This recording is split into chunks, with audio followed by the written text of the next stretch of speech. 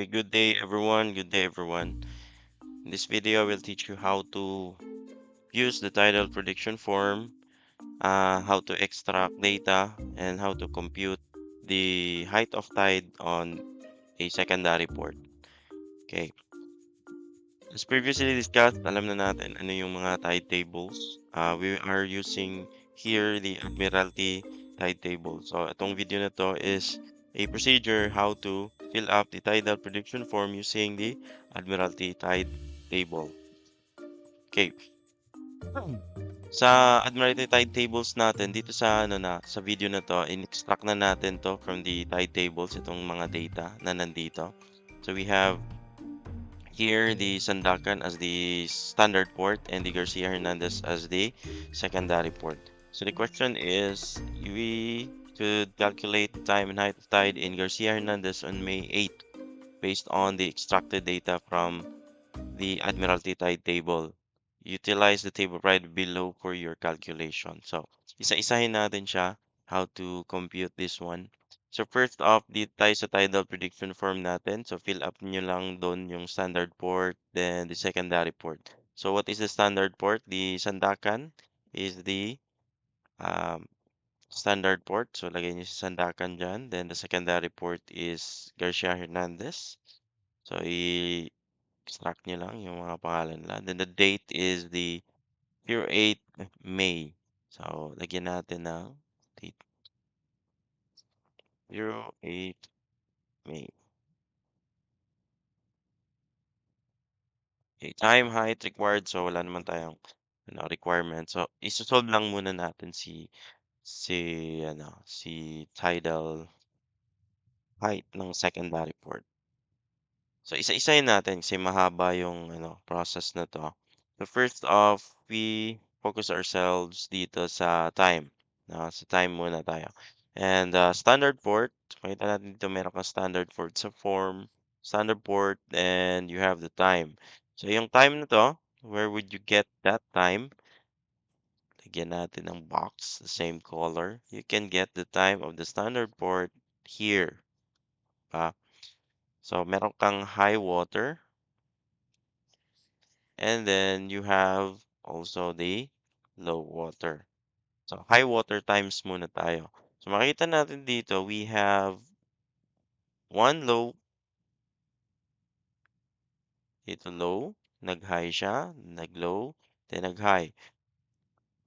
Ang extract lang natin dito is the time. So anong oras siya nag-high tide, anong oras siya nag-low tide. So here sa example natin sa Sandakan, high tide siya ng 12:30. Then, next high tide niya is 21:47. So, ang susulat natin sa first high tide would be the 12:30.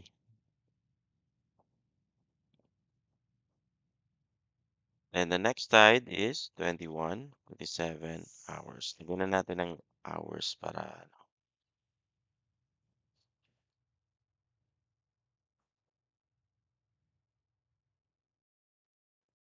yan, 12:30. Saan natin na-extract yan? Ito is galing saan?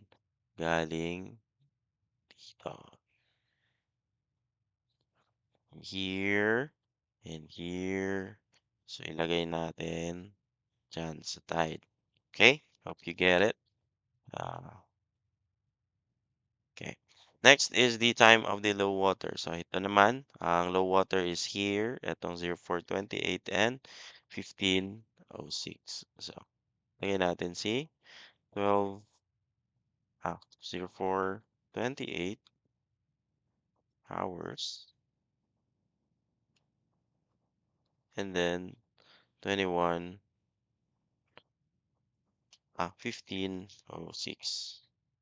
hours.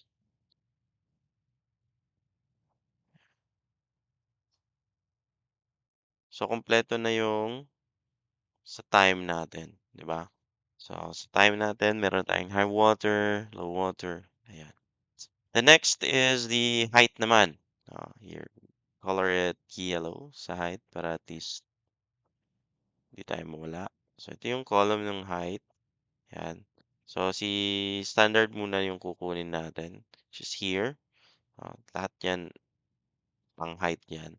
So, si standard port muna tayo, dito muna tayo sa standard port. So, high water, so yung 12:30, yung 12:30 sinulat mo dito, dapat yung height nun is eksakto din sa oras na yun. So, if 12:30 nasulat mo dito sa box na 'to, then you will write the 1.4 na height here, okay? So, lagyan natin diyan is 1.4 meters. Hindi masyadong clear si yellow. Change it to orange. Yan, 1.4. Then, sunod na high tide is 2.1 sa 2147. So, 2.1 meters. And then sa low tide naman, you have here, ito, 0.8.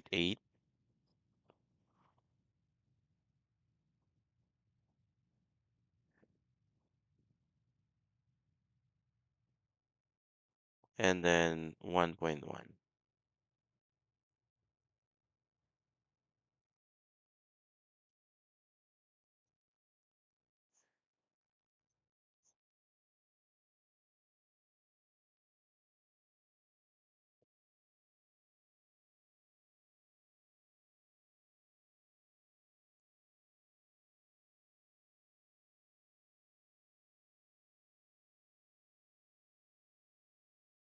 Right. So kung ulitin ko lang ha, para at least makita nyo kung saan galing yun. From the high water, itong 1.4, itong 1.4 na to, dito yan. Yan, dahil yan yung high water mo, dahil 12:30. Next, the high water 2.1, that is 2147. Ito yon, 2147.1. So, nilagay natin dito, 2147, 2.1. Okay. Then, 0428, ito, 0428, 0428, kailangan 0.8. Then 0.8. Okay, so ganun. So you have the time and the height. Now, dito naman sa range, ang lalagay mo lang dito sa range is the range of tide ng dalawa. Okay? So, i-minus mo lang yung high and low water. High and low water. So, from 12:30 hanggang 0428 hanggang 12:30, ilan yung difference nung height nila? So that would be 1.4 minus 0.8. So ilan ang sagot nun? So you have 0.6 meters.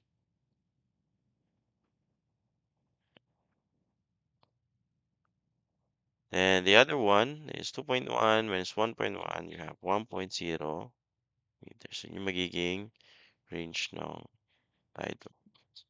Next is the seasonal change. So, ito, itong box na to, the seasonal change. So, saan mo ilalagay si seasonal change? So, here, you can put the seasonal change here. Okay. Saan makikita si seasonal change? So, we have here the seasonal changes in mean level. So, you take note, ang gagawin nyo dyan is i-take note nyo kung 'di ba, standard port tayo muna, seasonal change. So, seasonal change nung standard port. So, seasonal change, and then you have the number of the standard port. So, dito given yung number ni standard port. And then, May daw, May. So, disregard nyo na lang tong January dito. May yan, May. May, sorry. So, okay, May. So, May dyan. So, 5115. So, hanapin nyo yung May na column here. So, meron kang May. Then, ito yung 5115. So, ito, susulat mo. Negative 0.1. Diba? So, hope na nakuha nyo yun. Tagalin lang natin ito sa January. Okay. So, right here, negative 0.1. And negative. And negative 0.1. Another negative 0.1. Okay. So, kuha na natin yung data ni standard port. Okay? Yung madali lang si standard port kasi lilipat mo lang yung extract mo lang yung data dito, then put it here. The next one is the differences. Okay, nandito na tayo sa differences. So sa time, laging tandaan time, dito tayo sa time muna. Time. So iba yung column ni time, iba din yung column ni height. So unahin natin si time. So we have here the column of the time. So differences. So ilan yung differences? So meron ka dito, time differences. So sa time differences, we have here. Ito yung differences nila. So difference ng standard port and ng secondary port. So ano ba ibig sabihin nun? So that is the kung sa standard port, ganito yung high tide niya na oras, may delay or may advance yung sa secondary port. So in this case, negative yan. So meaning late ang high tide do'n. Ilang minuto late. So that is 10 minutes late kung dito yung i-extract natin sa high water. So during high water, meron kang delay or late na 10 minutes sa time. So lalagay mo si time dito na differences.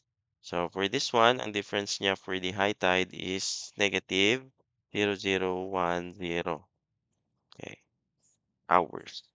Ay, lagyan na lang natin hours para puro hours yan. So 10 minutes yan na delay. Ah, negative 0010. 10 minutes delay. Si, ano, si, hindi yan oras ha, hindi yan yung 12:00. That is 0010 minutes yan. No, 10 minutes. Or, lagyan ko na lang ng hours para hindi kayo malito. 10 minutes delay si secondary port kay ano, standard port. So, sa low tide naman, meron siyang 1 minute na delay. So, 0001. Ko lang ng hours para same lang. Okay. Now, so to apply the differences dito sa ano, sa high water and sa low water dito sa secondary port natin. So yung times nung high waters ni standard port papunta dun sa secondary port would be -10 lahat. So 12:30, ito yung 12:30 na 'to, minus mo sa 10 minutes. So ano yung unang high tide nun? So 12:30 minus 10 is 12:20 hours. Yung magiging time nung high tide mo, unang high tide. So pangalawang high tide, 21:47 minus 10, that would be 21:37 hours. So, 9:00. Yan. Saan natin minus? Ulitin ko lang ha. So, 12:30 minus mo ng 10, then the answer would be 12:20 hours. So, yun yung first high tide mo sa secondary port. So, dito naman tayo sa low water, 04:28. I-minus mo sa 1 minute na difference kasi minus mo nakalagay dyan. You'd get 04:27 hours. Yun yung unang low tide mo. The second low tide would be 15:06 minus 1. That is 15:05.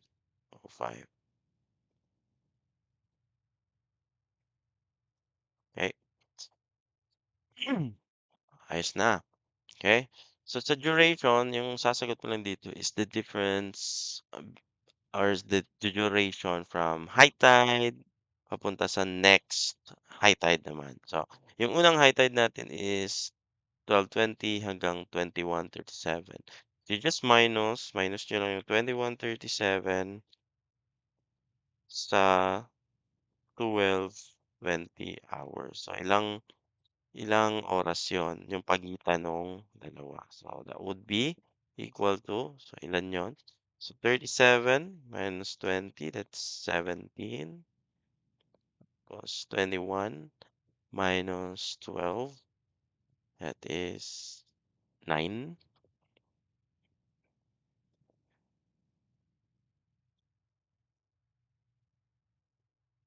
So, yung magiging sagot mo dito is 9 hours and 17 minutes. So, ito yung susulat mo dyan. So, 21:37 hanggang 9 hours and 17 minutes. So, yun yung total duration, no? From high tide to another high tide. So, 9 hours and 17 minutes yung pagitan. So, at least nakumpleto na natin dito yung time na column. So, in the next video, I will teach you the height na naman, no? Paano natin ituloy yung height. So, we have now, kung lalagay natin dito, si Garcia Hernandez mo, meron ka ng times of tides nila. So, dyan, sa May, 08 May, Garcia Hernandez, you have the times of tide. So, meron kang 04:27,